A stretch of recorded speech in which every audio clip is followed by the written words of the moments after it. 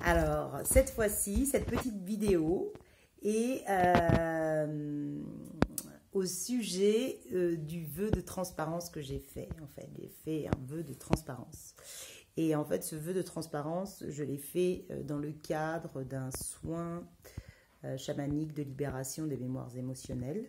Et en fait, ce qui est complètement incroyable, c'est que vu que du coup, c'est un traitement quantique de la demande, c'est immédiat et c'est, voilà, sans protocole. Donc je rigole parce que du coup, ce vœu de transparence, eh bien, dans la réalité, ça veut dire qu'aujourd'hui, c'est comme si en fait je ne pouvais plus, eh bien,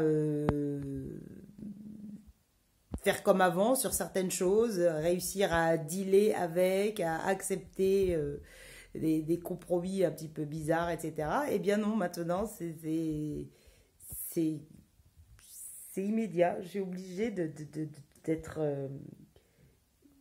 directement au clair et honnête avec ce que je ressens, ce que je vis intérieurement.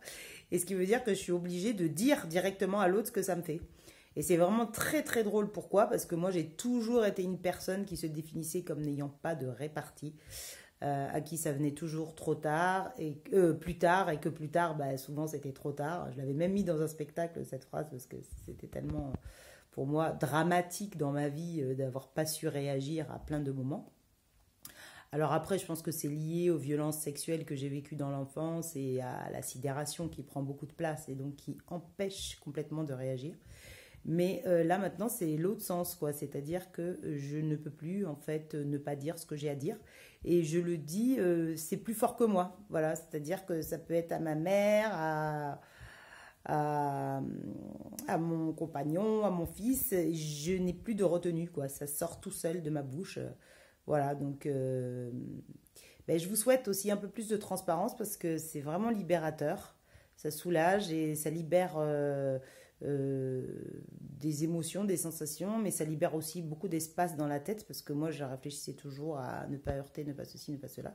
En fait, c'est pas que je ne réfléchis pas à ça, mais c'est que en fait, c'est plus important, c'est-à-dire que ça devient impérieux pour moi euh, d'être vrai. Euh, voilà, c'était mon partage.